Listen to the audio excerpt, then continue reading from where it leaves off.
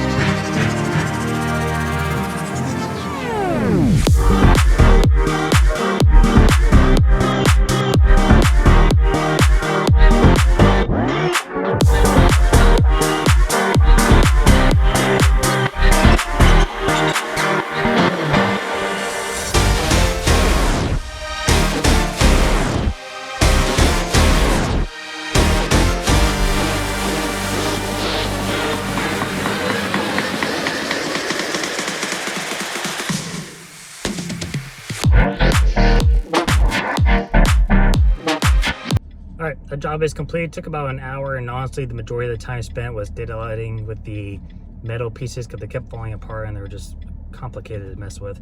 But they're all on the bed of the truck. It's a pretty good amount of metal, so I can scrap that. Overall, the job went pretty well. Lady was very nice. Moved down from Louisiana. Ended up being a 3/4 of a load, so that's $419. Right now we're gonna head to the dump, get rid of all this, go by storage, drop off the metal, and then we're gonna head to do the side job for the organizer and take the day from there.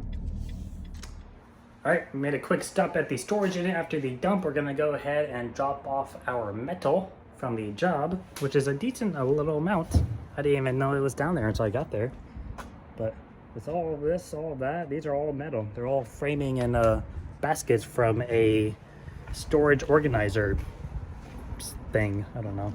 And then there's a couple of pieces in here. And then we're gonna drop off the trailer. We're gonna use the truck only. We're gonna go deliver this mattress and box spring for the organizer to a different city for people I've done work for in the past for other situations. And I think that may be it for the day unless we get another call. All right, we're at the house waiting for the organizer to swing by. Have not had any other calls for the day so far as job bookings go, but the day is not over. It's only 1 o'clock. I actually get calls a lot later on in the evening to book for the next day.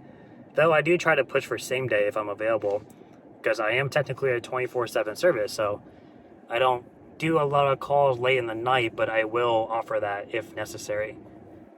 And I did actually get a call earlier today for a client or for a resident at the assisted living I was actually just at last night.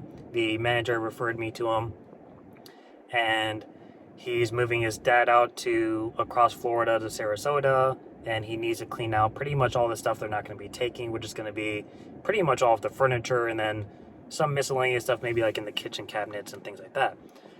But he never used junk removal before. He wasn't really sure how it works out, so he's asking a lot of questions. I find that when people don't know what they're looking for and they're real hesitant and they're asking a lot of questions because they just simply don't know, I like to be the aggressor and take that initiative to basically answer their questions before they're asked. So I already know what their questions are going to be. They're going to ask about pricing and they're going to ask about availability. So I just jump the gun and basically answer questions before it even comes out of their mouth.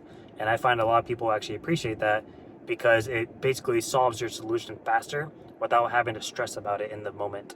So, for example, he's moving him out the 24th, 25th, and he wasn't sure, exactly how to kind of handle doing all the payment and stuff. And I was like, and he did mention that he has until the end of the month to move him out, like to get all of his stuff out. So I said, okay, well, I'm tied in with the building. The manager knows me.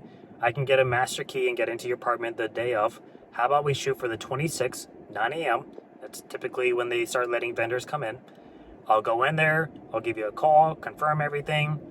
I'll go ahead and clean out the whole place. I'll take pictures and include the afterwards in your invoice so you know for a fact everything was taken out and you're not going to have any surprises afterwards. And I'll take payment with you over the phone and then I'll send you your invoice. And I basically answered all 4 or 5 of his questions at once, and he was very happy towards the end of the phone call. We got it booked in. I told him I'd give him a call sometime next week just to confirm, and then again on the 25th just to make sure that the move went okay and that I'm still planning on coming the following morning. And then that morning I'll give him a call or a text and say, hey, I'm heading there, just so he knows that I actually showed up. I don't want him thinking, crap, is this guy going to be there? 1 o'clock's rolling around. I haven't got anything yet. I want to make sure that the whole time from start to finish, they are just as caught up as I am. And that way there's no stress on their side. So that's something I try to provide to clients is really good communication and just making sure that from the moment they call me until I send them an invoice and even afterwards, everything is taken care of. So I think the organizer is about to pull up because she just texted me. So I will see you guys in a moment. Well, I thought the organizer was coming, but she was actually texting me that she's going to be a few minutes late. So I figured why not do a what's in my truck. So I'm a planner. I prepare things ahead of time, even if I don't think I'm ever actually going to need them. I'm just more of a just in case kind of person. And I've definitely have toned back over time, much more minimalist than I have in the past. So the things I keep now are pretty much things that I almost always need on the majority of my jobs. And right off the list, bags, contractor bags specifically, so they don't break so easily. I have a whole roll in my little cooler here, and I have more here, and I have more under my seat. I always keep 2 pairs of gloves with me in case I have anyone helping me. I have rolls of tape that I use to wrap up doors on furniture pieces so they don't fling open when I'm bringing them through a hallway. I always make sure to have extra tarps and nets that I use to put over my load on the trailer and or my truck. Of course, you got to have gloves and then extra cloths. I have extra straps, extra bungees. And then of course I always have my hand truck, mattress bars, and dolly no matter what. Those 3 pieces are my go-to because those are what enable me to get my jobs done by myself. And then of course, as far as more like emergency style stuff, I have an extra gas can, I have jumper cables, I have air pump in case I ever get a nail in my tire, I have a repair kit. Same thing goes for the trailer. If one of those tires pop, I do have a spare. But if it's an easy enough fix, I'd rather just sit there and plug it right now and then deal with it after the fact instead of putting a spare tire on, especially if the trailer is full. So that's personally what I do. Other than that though, I have extra receipt books. I have my Square Reader in here all the time, and I just keep the charger and just charge it in between jobs. I have Lysol wipes, facial wipes, disinfectant wipes, just of all different types and forms that I'll use for my arms and hands and face and neck or legs when I have messy jobs. And of course you have a tool bag. I actually don't keep like more power style tools with me. Like I have a Sawzall, but I actually don't keep it with me in the truck because I use it at home a lot. But I have my power drill, my normal drill, and all of your typical tools you need to take apart bed frames or take off doors or take apart an entertainment center or something. So that's my what's in the truck. Nothing too crazy, but just enough to where I get by every day with what I need.